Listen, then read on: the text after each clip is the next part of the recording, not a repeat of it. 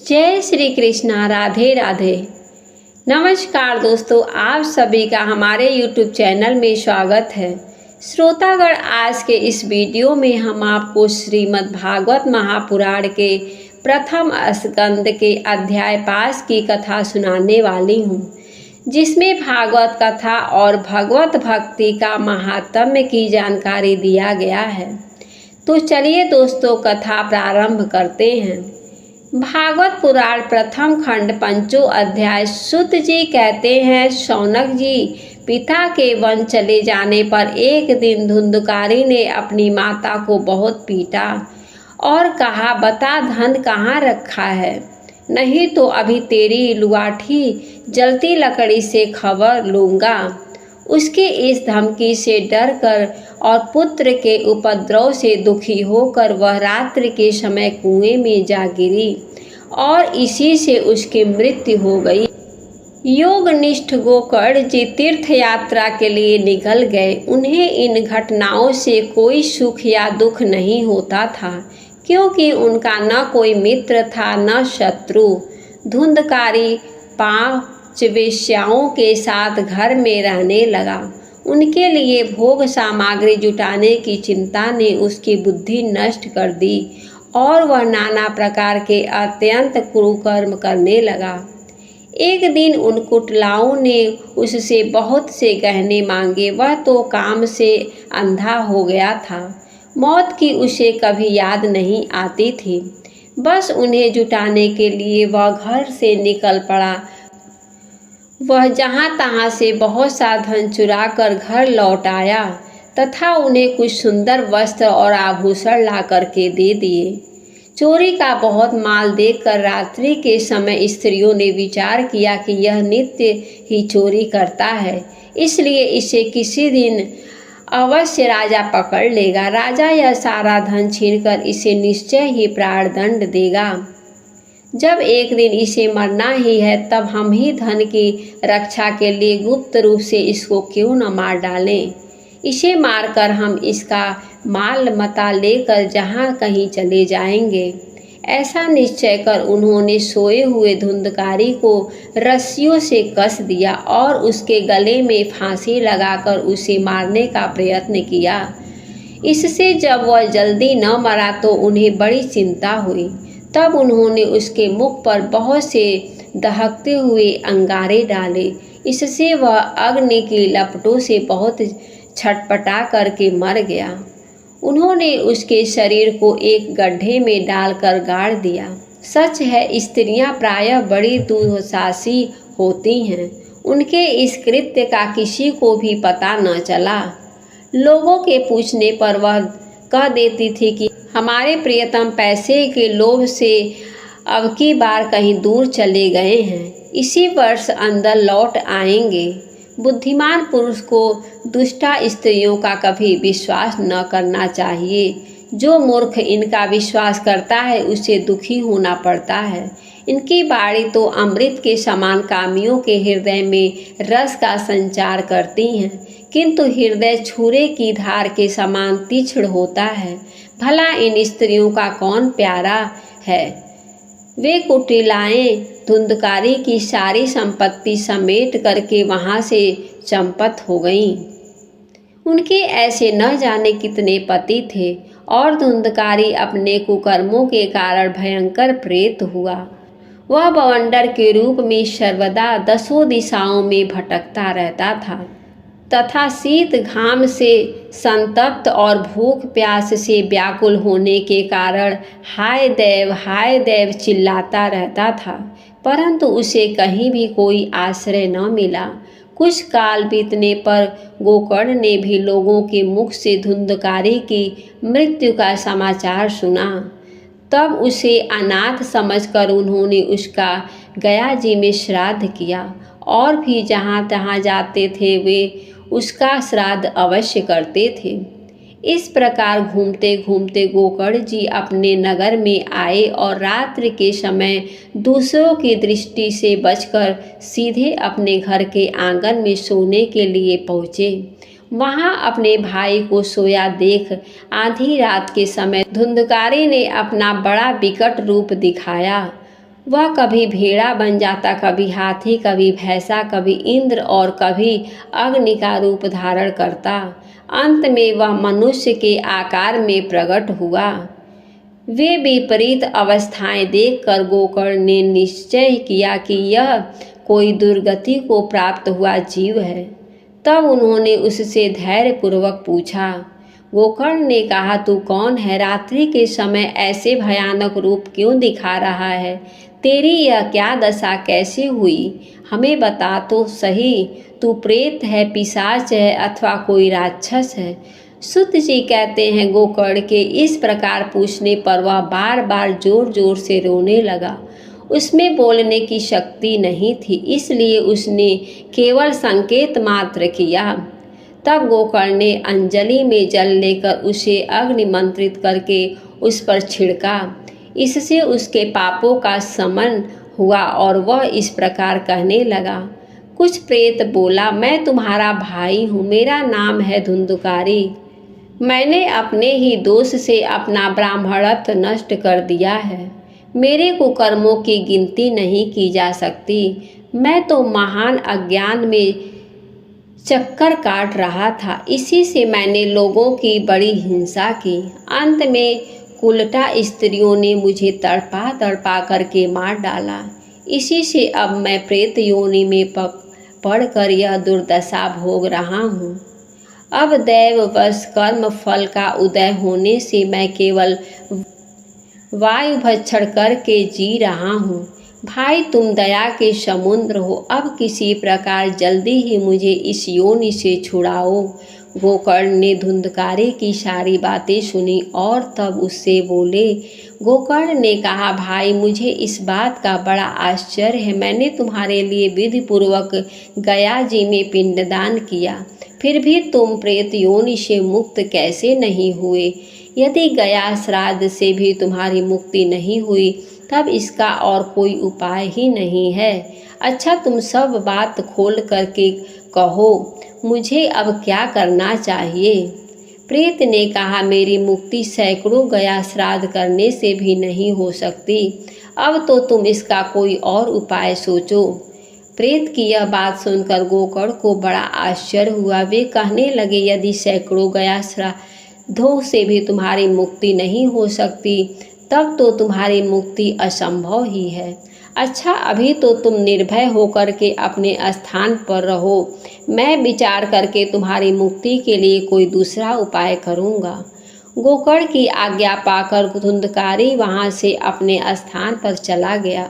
इधर गोकर्ण ने रात भर विचार किया, तब भी उन्हें कोई उपाय नहीं सूझा।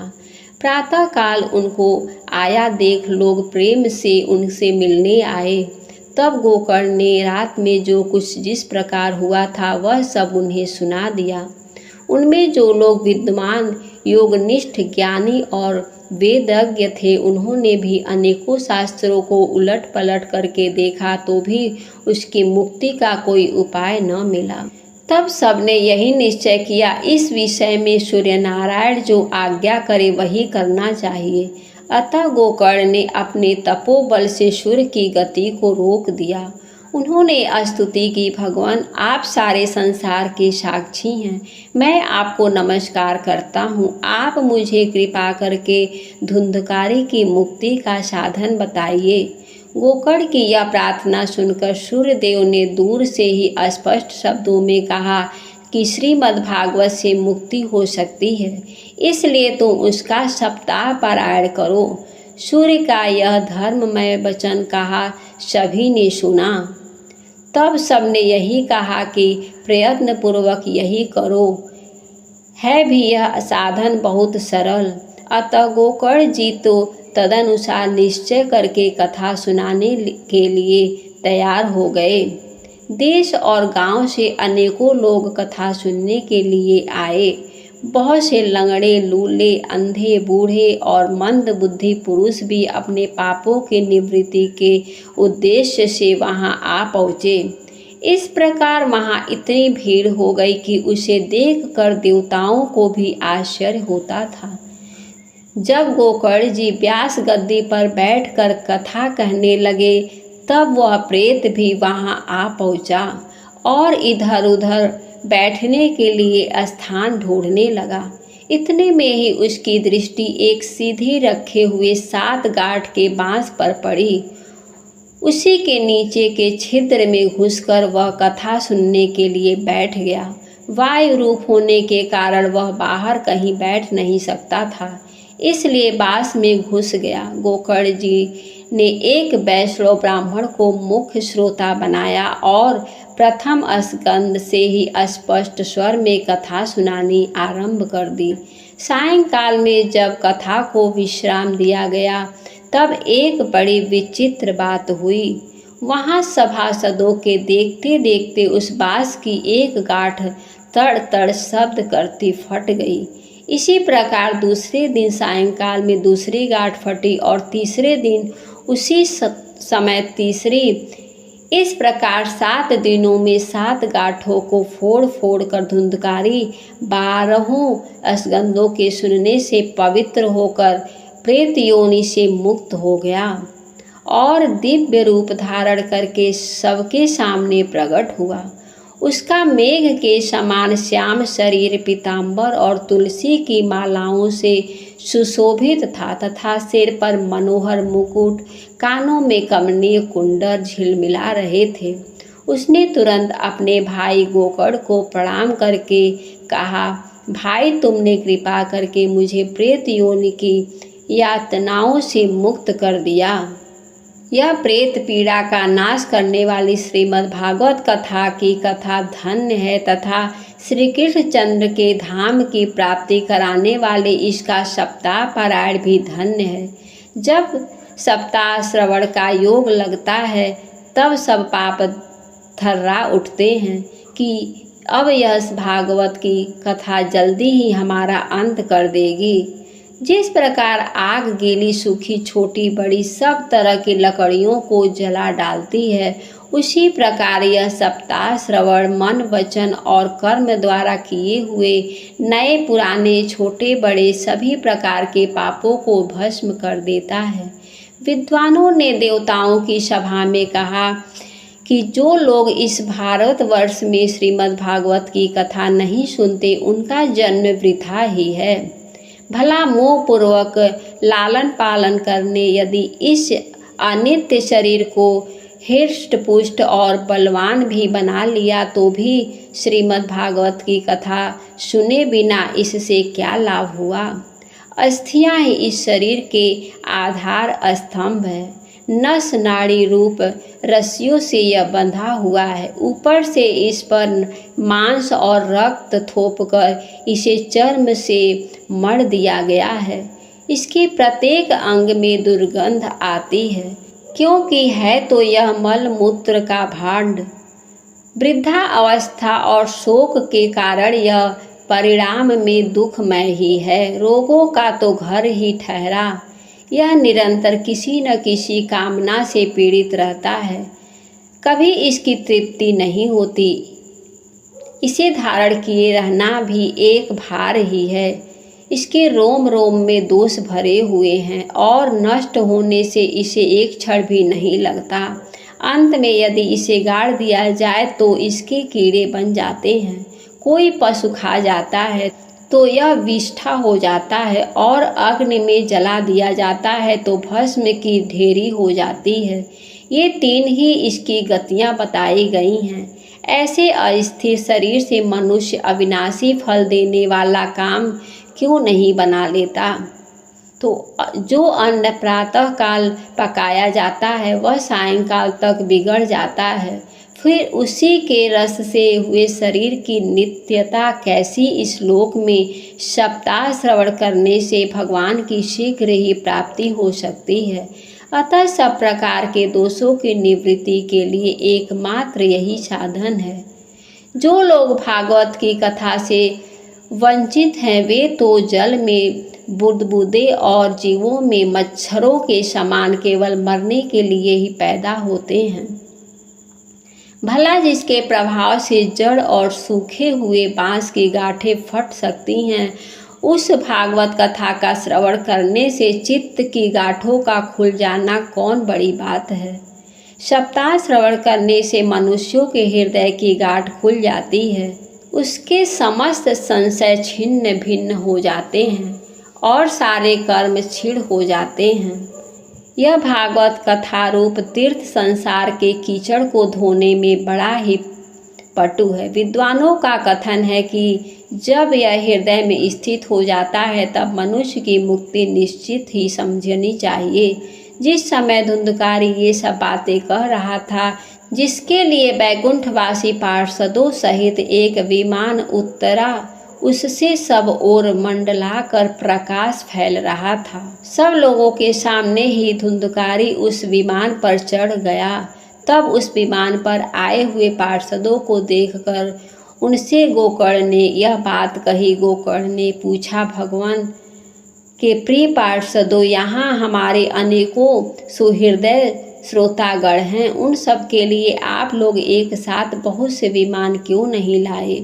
हम देखते हैं कि यहाँ सभी ने समान रूप से कथा सुनी है, फिर फल में इस प्रकार का भेद क्यों हुआ, यह बताइए। भगवान के सेवकों ने कहा, हे मानद, इस फल भेद का कारण इनके श्रवण भेद ही है। यह ठीक है कि श्रवण तो सबने समान रूप से ही किया है, किंतु इसके जैसा मनन नहीं किया। इसी से एक साथ भजन करने पर भी उसके फलों में भेद रहा। इस प्रेत के 7 दिनों तक निराहार रहकर श्रवण किया था तथा सुने हुए विषय का स्थिर चित्त से यह खूब मनन निधिध्यासन भी करता रहता था। जो ज्ञान दृढ़ नहीं होता वह व्यर्थ हो जाता है। इसी प्रकार ध्यान न देने से, श्रवण का संदेह से, मंत्र का और चित्त के इधर उधर भटकते रहने से जप का भी कोई फल नहीं होता। वैष्णवहीन देश अपात्र को कराया हुआ श्राद्ध का भोजन, दान एवं आचारहीन कुल, इन सब का नाश हो जाता है। गुरु वचनों में विश्वास, दीनता का भाव, मन के दोषों पर विजय, कथा में चित्त की एकाग्रता इत्यादि नियमों का यदि पालन किया जाए तो श्रवण का यथार्थ फल मिलता है। यदि ये श्रोता फिर से श्रीमद् भागवत की कथा सुने तो निश्चय ही सबको बैकुंठ प्राप्ति होगी।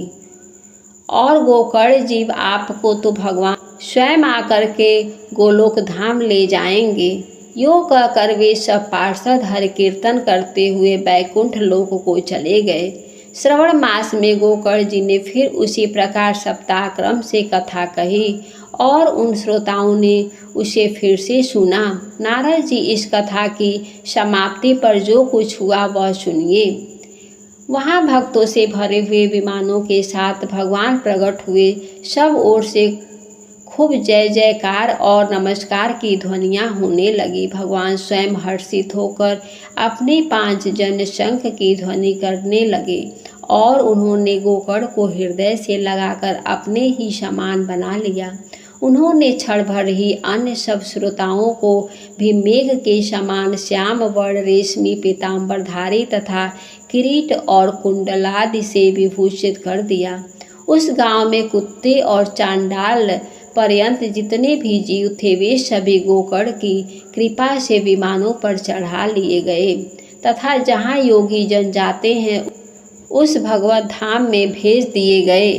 इस प्रकार भगवत वत्सल भगवान श्री कृष्ण कथा श्रवण प्रसन्न होकर के गोकर्ण जी को साथ ले अपने ग्वाल बालों के प्रिय गोलोक धाम में चले गए।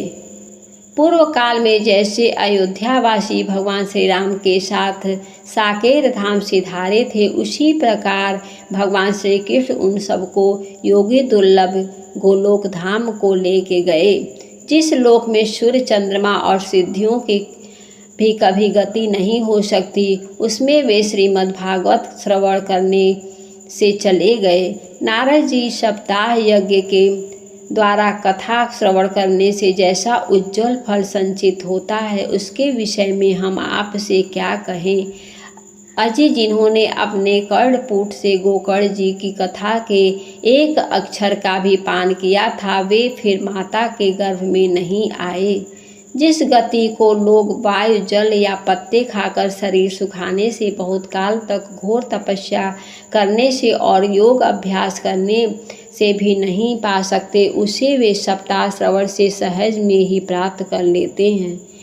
इस परम पवित्र इतिहास का पाठ चित्रकूट पर विराजमान मुनीश्वर शांडिल्य भी ब्रह्मानंद में मग्न होकर के करते रहते हैं। यह कथा बड़ी ही पवित्र है, एक बार के श्रवण से ही समस्त पाप राशि को भस्म कर देती है। यदि इसका श्राद्ध के समय पाठ किया जाए तो इसके पितृगण भी को बड़ी तृप्ति होगी और यह नित्य पाठ करने से मोक्ष की प्राप्ति होती है। इति श्रीमद् महापुराणे उत्तरखंडे श्रीमद् भागवत महात्म्ये गोकर्ण मोक्ष वर्णन के नामम पंचोध्याय समाप्त हुआ। जय श्री कृष्णा। राधे राधे।